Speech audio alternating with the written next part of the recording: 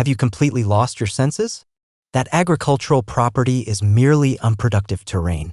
Nearly everyone attempted to dissuade the elderly serviceman when he utilized his entire accumulated wealth to acquire the derelict estate situated at the town's periphery. However, several months thereafter, when a group of academic historians appeared and established investigative encampments surrounding the premises, they all at last comprehended that he had safeguarded something the whole nation had nearly allowed to fade from memory. Frank Donovan, aged 74, was a veteran of the Marine Corps who had participated in the Vietnam conflict in 1969. Having been honorably released from service with the rank of sergeant, his military documentation indicated receipt of 3 Purple Hearts and a Bronze Star, commendations he stored in a footwear container rather than exhibiting them. Subsequent to the war, he resided unobtrusively in rural Virginia, mending agricultural implements and substantial machinery until retirement compelled his calloused hands into an unwelcome state of inactivity. His spouse, Martha, had died 5 years previously, leaving him in solitude within a compact dwelling that felt progressively more desolate. One morning in May, Frank astounded the tranquil community of Millbrook by finalizing the acquisition of the deserted Creekside Farm, 20 acres of uncultivated fields, decaying ancillary structures, and a dilapidated farmhouse that had remained unoccupied since the early 1990s. The estate had been available on the market for almost a decade with no interested parties. The majority of local inhabitants deemed it devoid of value, too diminutive for commercial agriculture, too deteriorated for residential purposes, and too distant from the town to offer convenience.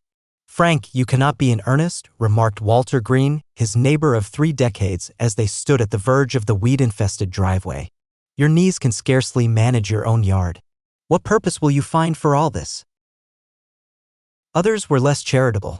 At the local eatery where Frank had consumed breakfast every Thursday for many years, discussions would cease upon his arrival, only to recommence in subdued voices as he occupied his customary stool at the counter. "Wasting valuable resources on a hopeless endeavor," grumbled Bill Taylor from the hardware establishment. "That property hasn't yielded anything but undesirable vegetation since Nixon held office." Even Frank's son, Michael, traveled from Chicago in an attempt to persuade his father to reconsider. "Dad, this is your retirement fund we're discussing," he contended, gesturing towards the deteriorating chimney of the farmhouse. "You're not young anymore. You need that money for medical care, not this." Frank received their apprehensions with the identical composed demeanor he had displayed when guiding youthful Marines through dense tropical forest, the countenance of an individual who possessed precise knowledge of his actions, even if no one else shared that understanding. "I am not acquiring it for financial gain," he at last clarified, his tone quiet yet resolute. "I am acquiring it to honor a commitment." Each day following the finalization of the acquisition, Frank piloted his time-worn pickup truck to the estate before sunrise. He eradicated undergrowth, mended the roofing, and reconstructed stone barriers, meticulously recording every action in a weathered journal filled with neat, precise script. Neighbors driving by would decelerate to observe the elderly Marines systematically restoring the land from its state of disrepair. Some paused to extend offers of assistance, which Frank courteously refused. This undertaking was his responsibility alone. "It is unfortunate," remarked Reverend Michaels to his assembly one Sunday. Frank Donovan was always such a pragmatic individual. Yet Frank persisted undeterred. When the community newspaper published a brief article concerning the old soldier's folly, Frank did not even trouble himself to peruse it, for he recalled what no one else in Millbrook knew. "Old Creekside was where my company took emergency shelter for 3 nights in '68 during training," he told his reflection as he shaved each morning. "And where Sergeant Conrad made me promise, before he shipped out to Vietnam, never to return." 3 months into his solitary restoration project, Frank discovered the remnants of a stone marker near what had once been a barn. He knelt beside it, despite his protesting knees, carefully brushing away decades of soil and vegetation. The inscription was nearly worn away, but Frank didn't need to read it. He knew what it said. What no individual in Millbrook comprehended was that Frank had retained a faded tactical map dating from 1969, meticulously safeguarded within plastic and secured in his household vault. The map indicated the location of a makeshift supply depot that had been rapidly set up on this exact estate during a sparsely recorded military maneuver prior to his unit's deployment abroad. Sergeant James Conrad, Frank's superior officer and most intimate companion during those years, had made a peculiar entreaty on their final evening in the United States. Standing at the periphery of what was then an operational farm, Conrad had gripped Frank's shoulder with firm intensity. "If I do not return, find a means to safeguard this location, Donovan," he had stated, his breath visible in the frigid night air. "It protected our men once. It might be required again in the future." Frank had assented, not entirely grasping the situation but disinclined to challenge the sergeant who had previously saved his life on 2 occasions during training mishaps. 3 months thereafter, Conrad activated a landmine outside Da Nang. Frank learned of this while recuperating from his own injuries in a field medical facility. For half a century, Frank had honored his commitment in the sole manner available to him by remotely monitoring the ownership of the property. When the final proprietor passed away without inheritors and the financial institution listed it for auction, Frank converted his retirement savings and submitted a bid before the land could be subdivided for construction. On a sweltering July afternoon, whilst clearing debris around what had once been a well, Frank's shovel struck something metallic. Dropping to his knees, he carefully excavated what appeared to be a military ammunition box, buried at least 3 feet down and sealed with weatherproof tape. Inside, protected from the elements, he found a unit patch from the 3rd Battalion, 5th Marines, a yellowed photograph showing 6 men in uniform standing before a hastily constructed shelter, a handwritten document detailing movement routes and the names of 4 Marines listed as MIA in subsequent actions, and, most surprisingly, a letter addressed simply to "Whoever finds this, deliver to USMC Historical Division." Frank's hands trembled as he read the letter's contents. Conrad had documented something during those 3 days at Creekside, something that had never made it into official records. The letter referenced critical intelligence and alternate extraction points established during what was supposed to be a simple training exercise. That evening, Frank scanned the documents and emailed them to retired Colonel Howard Brennan, a former buddy who now worked as a consultant for the National Archives. Frank's message was typically brief: "Found this on the old Creekside property. Conrad left it. Might matter to someone." 6 days thereafter, Frank's antiquated mobile telephone rang while he was mending the farmhouse veranda. The individual on the line introduced himself as Dr. Marcus Whitley from the U.S. Military History Institute. "Mr. Donovan, what you've discovered may be significantly more important than you realize," Dr. Whitley explained, his voice taut with controlled excitement.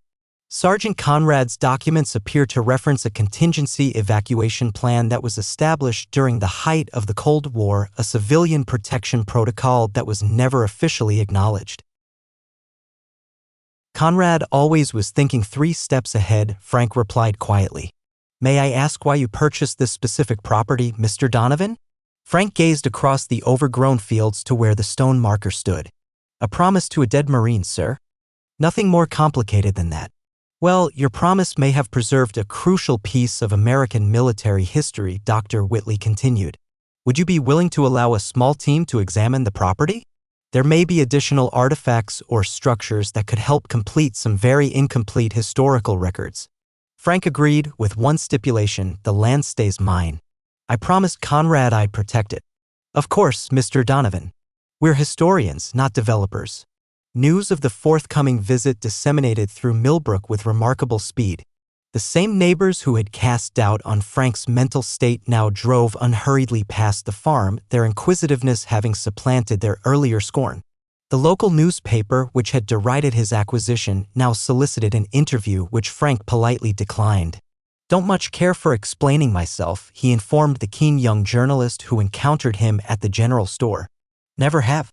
Michael telephoned from Chicago, having learned about the historians via family connections. "Dad, what's really going on with that farm?" he inquired. Frank sat on his porch swing, phone pressed to his ear, observing fireflies emerge in the evening light. "Jim Conrad saved my life in Vietnam," he said finally. "When a man like that asks you to remember something, you remember it, even if it takes 50 years. The evening prior to the historian's scheduled arrival, Frank was seated by himself at his kitchen table. Conrad's correspondence lay open before him. A particular section stood out, penned in the unwavering script of an individual who, in some manner, comprehended he would not make it back. This site was identified as Emergency Civilian Assembly Point Echo 7. Should primary evacuation pathways from DC be rendered unusable, this is where the children would be brought. We readied it, but fervently hope it is never required. Someone ought to recall. Someone ought to maintain vigilance. Frank refolded the letter with care. Still keeping watch, Jim? He murmured to the unoccupied room. Just like I promised. 1 month following Frank's discovery, a procession of vehicles displaying government insignia navigated the uneven driveway of Creekside Farm. 7 historians, 3 specialists in military site evaluation and 2 experts in document preservation alighted, surveying the unkempt property with expressions of profound expectation. Dr. Whitley, a lean individual with spectacles and the upright bearing of a past military officer, neared Frank with an outstretched hand. Mr. Donovan, thank you for allowing us access. I cannot overstate the potential significance of what you've preserved here. Frank acknowledged with a nod, ill at ease with the formal proceedings, yet unwilling to disregard the significance these educated individuals attributed to Conrad's legacy. He observed as they unloaded specialized tools, ground-penetrating radar, metal detection devices, kits for collecting samples, and photographic apparatus. Within hours, the neglected agricultural property had been transformed into a meticulously sectioned archaeological investigation site. The team operated with methodical precision, making constant reference to Frank's tactical map and Conrad's written materials. They designated areas with flags of various colors, gauged distances using laser instruments, and captured images of everything from numerous perspectives. On the second day, while the town of Millbrook hummed with conjecture, the regional newspaper featured its initial front-page report. Local veterans' foolish purchase may be historic Cold War site. The article elucidated how Frank's seemingly illogical choice had potentially safeguarded a concealed segment of American history, an unrecorded emergency evacuation site established during a time of heightened nuclear anxieties. Individuals who had previously dismissed Frank as a deluded elderly man now approached him at the general store with inquiries and hesitant apologies. Frank received both with the same composed dignity, neither seeking justification nor harboring ill will. Just keeping a promise became his customary reply. On the 4th day of the investigation, the team made their initial noteworthy physical discovery. Employing metal detectors in the vicinity Frank had pinpointed as the past supply storage location, they unearthed 2 buried footlockers filled with emergency rations, military-grade medical equipment, water filtration tablets, and communication devices, all still enclosed in their original wrappings. These were left intentionally, Dr. Whitley explained to Frank, not forgotten or abandoned, deliberately cached for potential future use. Frank ran a weathered hand over the footlocker's rusted surface. Conrad mentioned setting up insurance policies, said it was off books but necessary. As the inquiry progressed, the genuine objective of Creekside Farm started to become apparent through the incomplete pieces of evidence. What had seemed to be a common rural estate had, in fact, been covertly identified as one of numerous ultimate refuge locations, sites chosen for their terrain characteristics, natural water supplies, and defensible locations. These sites were ready to accommodate and safeguard civilians, especially children, from adjacent urban areas should a nuclear attack on Washington, D.C. occur. In contrast to officially recognized shelters, these locations were familiar only to particular military units, intended to function independently of standard command structures if conventional systems were to fail. The most moving discovery occurred on the 7th day. The team's ground-penetrating radar detected an irregularity near the stone marker Frank had found months before. Meticulous digging uncovered a waterproof container holding a handwritten letter from Sergeant Conrad. The team's document specialist carefully removed the delicate paper while wearing conservation gloves. The letter's contents caused a profound stillness to fall over the assembled researchers. If I do not return, I trust someone will safeguard this location as a testament to what we could not formally record.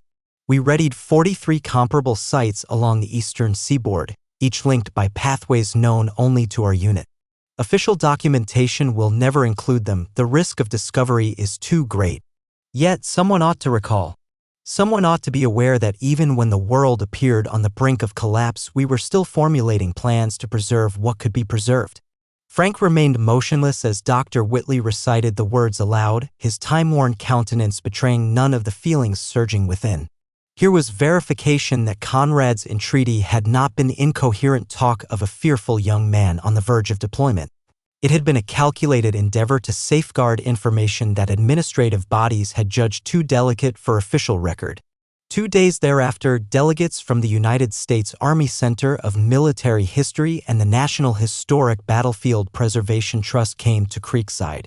Following an inspection of the property and an examination of the team's initial discoveries, they conveyed unprecedented information. The farm would be incorporated into the Registry of Unrecorded Historic Military Locations, a classification that offered both safeguarding and acknowledgement without necessitating a change in ownership.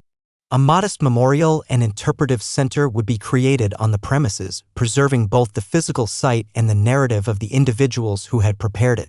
Most importantly, endeavors would commence at once to find the other 42 sites referenced in Conrad's letter before they were irretrievably lost to development or deterioration. As the officials conveyed this information, Frank stood at the periphery of his land, gazing out upon the property he had acquired despite widespread discouragement. For the initial occasion since Martha's demise, he perceived a burden lifting from his shoulders. The local inhabitants who had previously ridiculed his choice now regarded Frank with a blend of deference and wonder. Walter Green, his long-standing neighbor, visited with a freshly baked apple pie and a clumsy attempt at an apology. "Don't think I've ever been so wrong about anything," Frank, Walter admitted, shuffling his feet on the newly repaired porch. "Calling you foolish when you were, well, when you were being the opposite." Frank accepted the pie with a slight nod. "You weren't wrong based on what you knew. I didn't know the whole story myself until recently." "But you bought it anyway," Walter pressed. "Just on a promise to your sergeant?" Frank looked past his neighbor to where the research team was carefully mapping the foundation of what had once been a barn. "Some promises matter more than money or comfort, Walter. Some debts can't be measured in dollars." The public interest intensified as information disseminated beyond Millbrook. Journalists from nationwide media outlets established temporary broadcasting facilities in the town's sole lodging establishment. Veterans associations arranged excursions. Historians scheduled presentations on the neglected facets of Cold War readiness. Throughout these developments, Frank adhered to his daily regimen, awakening before daylight, laboring on the estate until twilight, and consuming his solitary evening meal on the veranda as nocturnal insects began to emerge. The sole discernible alteration was the progressive straightening of his bearing, as though the fulfillment of his commitment had somehow counteracted the physical burden of sustaining it for such an extended period. When questioned by an insistent journalist whether he felt justified by the findings, Frank's reply became the prominent headline of the ensuing article: "Vindication implies I needed others to validate my choice. I didn't. A promise between soldiers needs no witness to remain binding." In late September, as the research team readied to finish their preliminary inquiry, Dr. Whitley handed Frank their initial findings, a leather-bound volume detailing all they had learned about Creekside Farm's concealed past. "Your sergeant would be proud, Mr. Donovan," Dr. Whitley said, handing over the report. "Because of your loyalty, we've already located 3 more of the sites mentioned in his records. 2 were days away from being bulldozed for development." Frank accepted the book with calloused hands that had spent a lifetime building, repairing, and now preserving. Conrad always said, "History doesn't remember the preventative measures, only the disasters that weren't prevented." That evening, as the setting sun bathed the old farmhouse in hues of amber and gold, Frank sat on his newly restored porch, the bound report open in his lap. On the final page, the research team had included a formal acknowledgement. This recovery of crucial historical information was made possible through the extraordinary loyalty of Sergeant Frank Donovan, USMC retired, who protected the site despite personal cost and public criticism. His dedication to a promise made 50 years ago has preserved an important chapter of American history that would otherwise have been lost forever. Frank closed the book and gazed across the property that had once been his folly and was now recognized as a national treasure. Somewhere, he thought, Conrad was allowing himself a rare smile. Frank persisted in residing at Creekside Farm, steadfastly declining all proposals to acquire the estate, irrespective of the increasingly substantial amounts offered. When the National Historic Trust extended an offer to purchase it for conservation purposes, Frank's reply was typically direct: "I didn't maintain it for 50 years to dispose of it now. I pledged to safeguard it, not to derive financial benefit from it." Instead, he executed a conservation agreement that would convey the property to the trust upon his demise, guaranteeing its perpetual preservation free from commercial exploitation. 6 months following the initial discovery, Frank was honored in an unforeseen manner. In a modest ceremony attended by military dignitaries, historians, and local inhabitants who had previously doubted his judgment, he received the Civilian Service Medal for exceptional commitment to safeguarding vital historical locations and data. The general who affixed the medal to Frank's time-worn flannel shirt leaned closer to remark, "Individuals like yourself render our history worthy of protection, Sergeant." Frank accepted the distinction with the identical composed dignity that had defined his decades of quiet stewardship. The medal was placed alongside his other commendations in the shoebox rather than being exhibited, though he did permit a photograph of the ceremony to be displayed in the small visitor center now situated at the edge of his property. As awareness of Creekside's importance grew, Frank's daily schedule broadened to encompass new duties. Every Tuesday and Thursday, local educational institutions brought pupils to learn about the site's past. Frank initially demurred from participating in the excursions, opting to labor unobtrusively while professional docents conducted the explanations. However, a shift occurred when he overheard a young docent incorrectly stating that Sergeant Conrad had merely followed orders in establishing the evacuation site. The following day, Frank approached the site director. "I'll speak to them myself from now on," he stated resolutely. "Not for my sake, for Conrad's, for the true account." Thus commenced Frank's unexpected third vocation. Following his service as a Marine and a mechanic, he transitioned into a narrator. Twice each week, he would recline on the veranda with assemblies of wide-eyed students, narrating not the technical particulars of the location, but the lives of the individuals who had established it. Conrad wasn't following anyone's orders when he set this up, he would explain, his usually reserved demeanor yielding to animated conviction. He was thinking beyond them, beyond what regulations allowed. He saw what might be needed if the worst happened. The children would listen, rapt, as Frank described how a group of young Marines, most barely older than high school students themselves, had secretly prepared dozens of sites to shelter civilians in case of nuclear attack. "We weren't heroes," he would always insist, "just men who understood that sometimes you have to work outside the system to protect what matters most." A bronze tablet was ultimately affixed at the farm's entrance, displaying a straightforward inscription: "One man kept his word. This place keeps our memory." Beneath the ancient oak tree where Frank had first discovered Conrad's buried documents, a stone bench was installed. Etched upon its surface were words taken from Conrad's final letter: "Not everyone comes home, but someone stays behind so the others are not forgotten." As the seasons transitioned, Frank's view on his extended stewardship changed. What had commenced as a personal duty to a deceased comrade had evolved into something more significant, a link between eras, between singular faithfulness and shared recollection.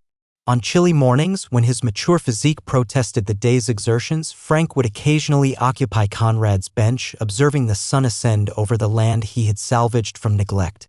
In these tranquil moments, he frequently sensed a companionable presence beside him, not as a ghostly apparition, but as the inherent fellowship of a promise fulfilled. "Never expected to be a historian, Jim," he would sometimes murmur. "Thought I was just being stubborn." The wider repercussions of Frank's commitment persisted in spreading. By the conclusion of the initial year, investigators had pinpointed 27 of the 43 locations referenced in Conrad's documentation.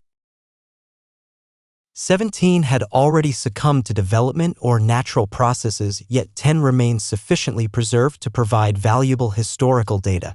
This finding prompted a thorough reassessment of Cold War civilian defense strategies, uncovering a tier of emergency preparedness that had operated outside of official records. Scholarly articles were disseminated, educational resources were created, and a mobile museum display was organized. None of this external approval held particular importance for Frank. His contentment stemmed from more straightforward instances, observing schoolchildren tracing the contours of the old foundations, hearing visitors recite Conrad's words aloud, knowing that his friend's foresight was at last recognized. Michael visited from Chicago more frequently now, bringing his own children to meet the grandfather who had become something of a local legend. During one such visit, Frank's teenage grandson asked the question most adults had been too polite to raise. "Grandpa, did you ever doubt yourself? When everyone said you were crazy for buying this place?" Frank pondered the inquiry with deliberation prior to responding. "Doubt requires options," he stated at last. "I never saw this as a choice. Promise is a promise." In the visitor center guest register, hundreds of remarks amassed from veterans, historians, and everyday individuals. While numerous expressed appreciation for the historical safeguarding, one observation recurred in varied scripts yet with comparable meaning. "Thank you for showing us that some things still matter more than money or convenience. Some promises are worth keeping, even when no one understands." Frank Donovan carries on his quiet stewardship of Creekside Farm, still rising before dawn, still maintaining the property with methodical care. Only now, he does so with the knowledge that his lifetime of loyalty has preserved not just a physical location but a testament to the unwritten acts of duty that often go unrecognized in official histories.